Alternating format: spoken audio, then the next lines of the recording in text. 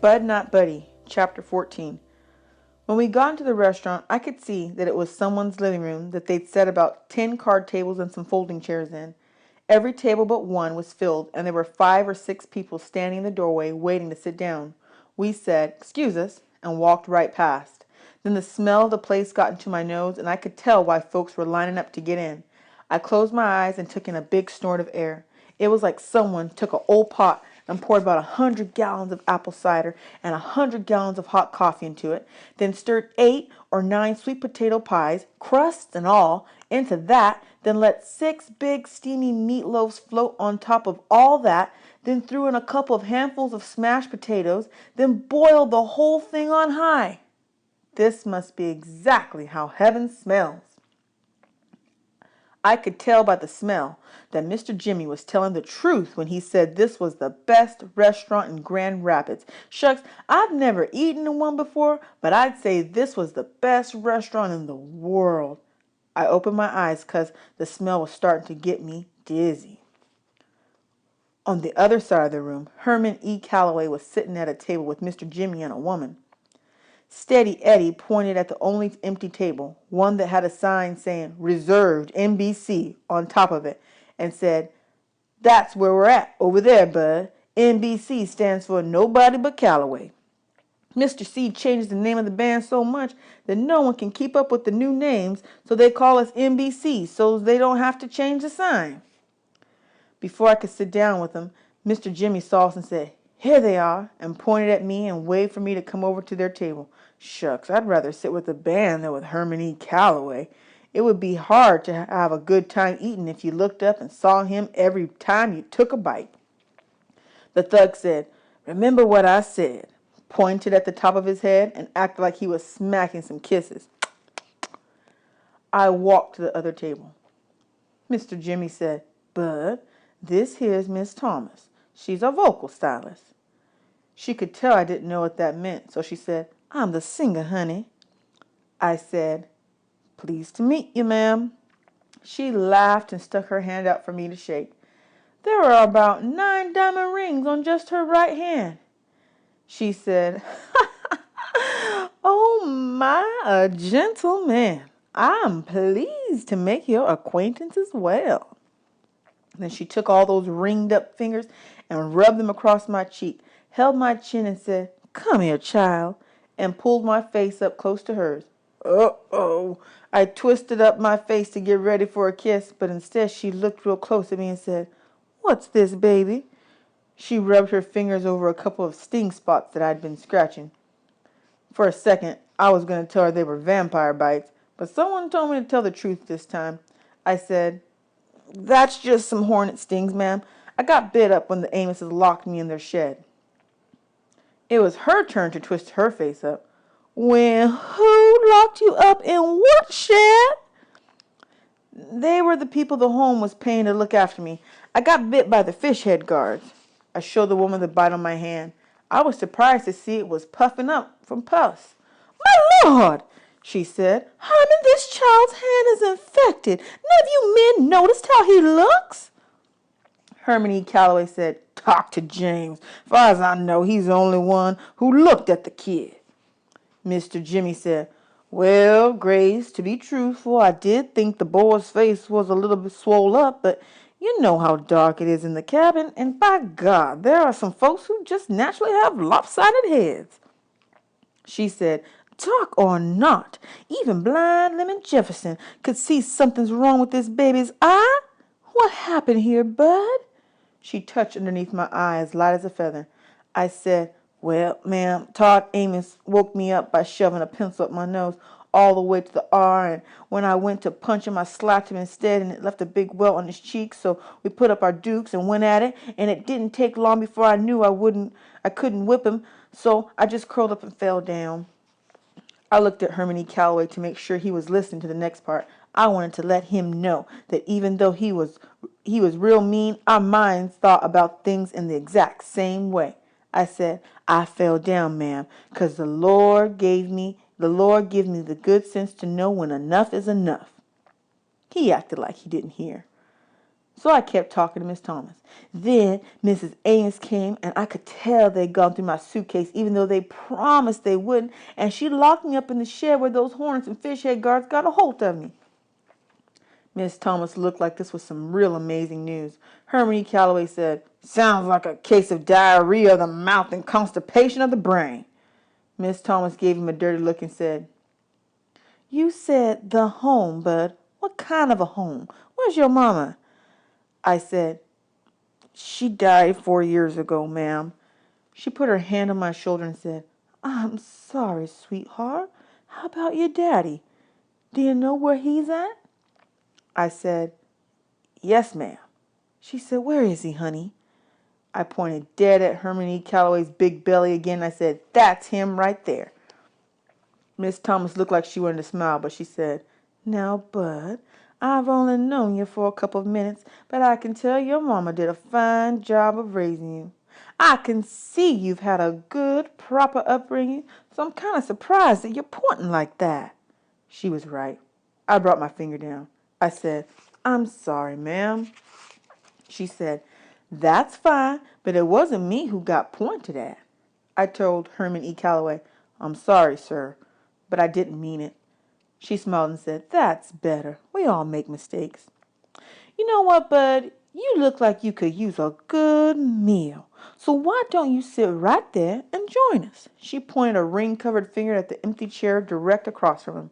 Shucks, how could anyone enjoy their food with Herman E. Calloway staring back at you? But maybe my luck was starting to change. As soon as I sat down, Hermione Calloway picked up his coffee cup and said, "If you'll excuse me, this is about where I came in," and walked over to where the band was sitting. He told them, "All right, someone's got to give me their seat and go sit with James and Miss Grace. Oh, and my son." For a second, it looked like a stampede of dusky devastators of the Depression. They all jumped up at once and started heading for our table. They saw what they'd done, laughed, and Steady Eddie said, "Take my seat, Mr. C. I want to talk to that kid. He's got the look of a future sax man about him." He came over to our table. Miss Thomas asked me, "Do you mind if I order your supper, Bud?" I said, "No, ma'am. I couldn't believe you got to order what you wanted. I thought you just sat down and they'd bring you whatever was on the stove."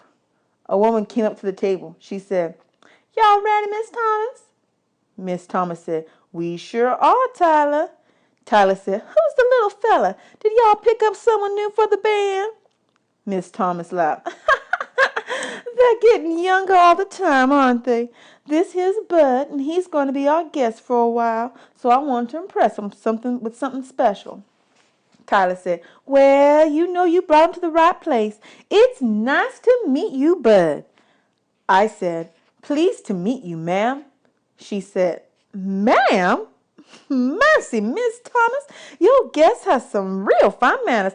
I can tell that he isn't one of those rude, crude folks Mr. Calloway usually scours up." Steady Eddie said, "Tyler, I am crushed." She said, "But I apologize for mistaking you for a musician." I told her, "That's okay, ma'am. No offense taken." Miss Thomas said, "Is there any more of that meatloaf left?" "Yes, ma'am, sure is. How about some okra and mashed potatoes too, Bud?" "Thank you, ma'am. And does a glass of apple cider sound good?" "Yes, ma'am. Thank you, ma'am." "Okay," she said. "I'll have the same."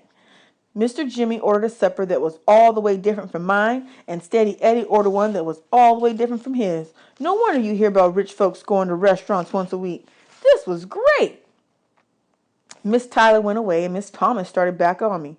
"Bud, I've got to let you know that I'm pretty sure that there's just no way that Mr. C is your father.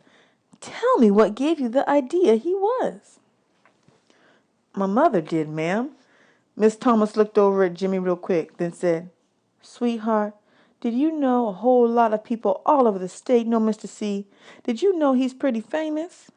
"No, ma'am." "Ah, well, you know what I think? I think maybe your mother heard him on the radio, or heard somebody talking about him, or saw the band somewhere and told you that Mr. C reminded her of your father, and you misunderstood what she meant. Is that possible?" "I don't think so, ma'am." She looked at me for a second and said, "Did she come right out and say, 'Your daddy is Herman E. Calloway, Bud?'" "Well, almost, but not in words just like that." "Then tell me what the words were like, honey." Uh-oh.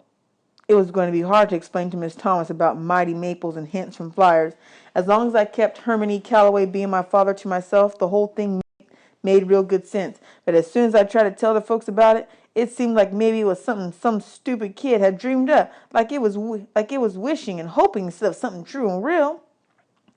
I looked down at my suitcase and said, "Well," and I could tell my luck was changing. Before I could say anything else, Miss Tyler was at our table with a tray.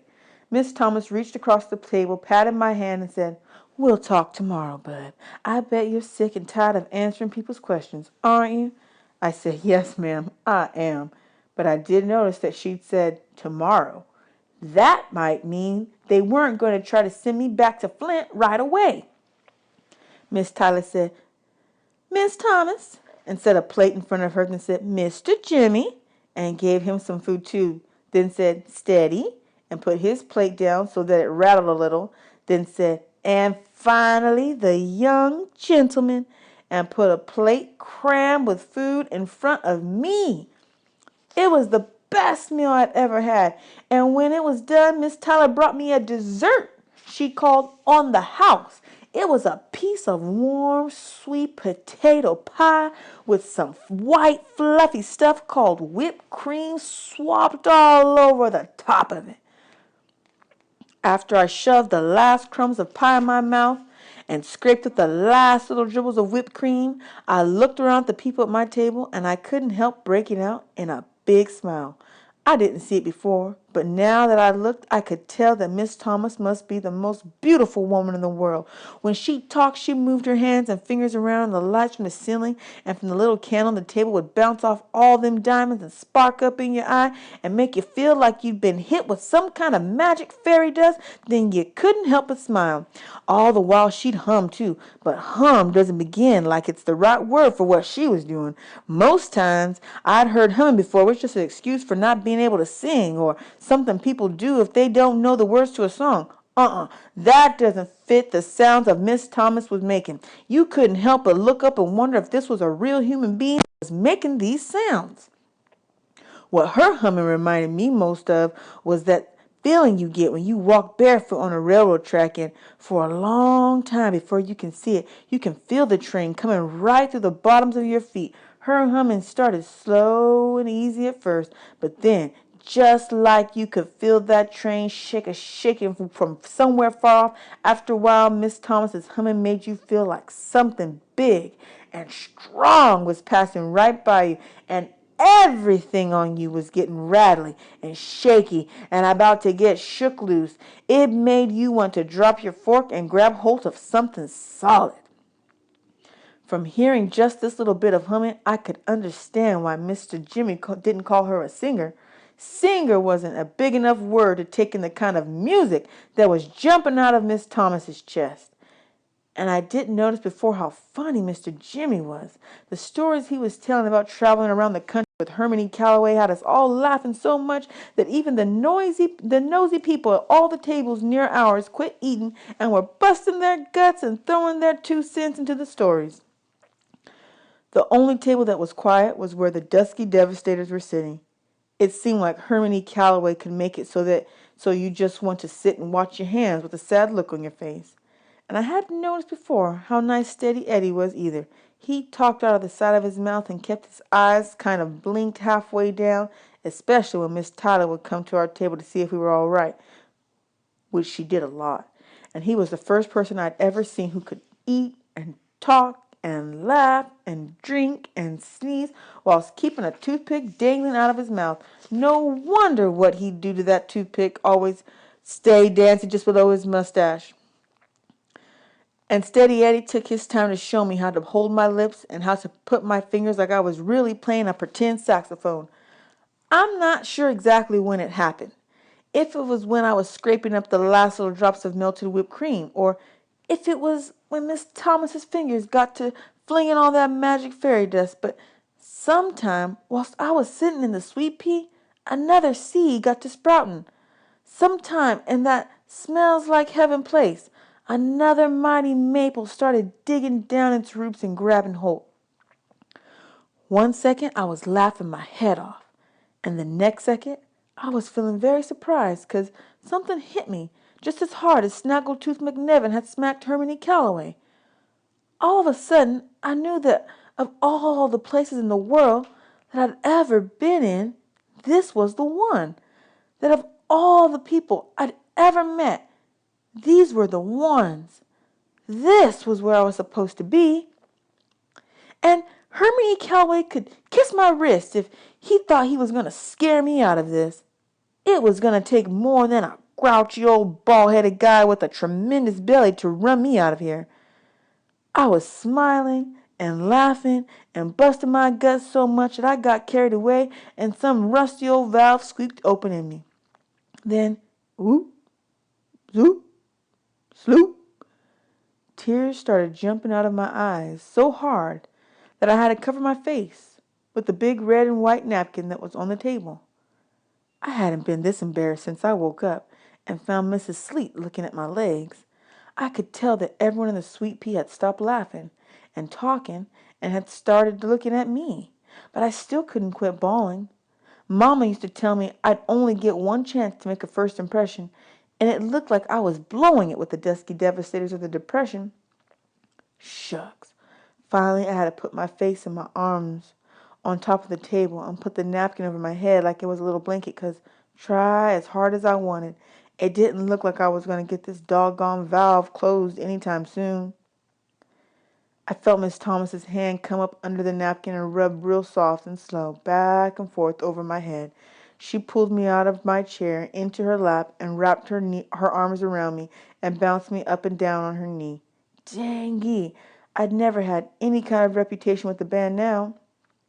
The only thing I could do was hang on to the napkin and try to make it so folks wouldn't notice how wet my face was. She said, so quiet that I was the only one who could hear it. Okay, baby, okay. I know, sweetheart, I know.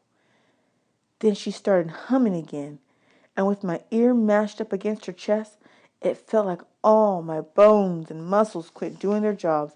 It felt like something as big as a steam locomotive engine was chugging right past my ear.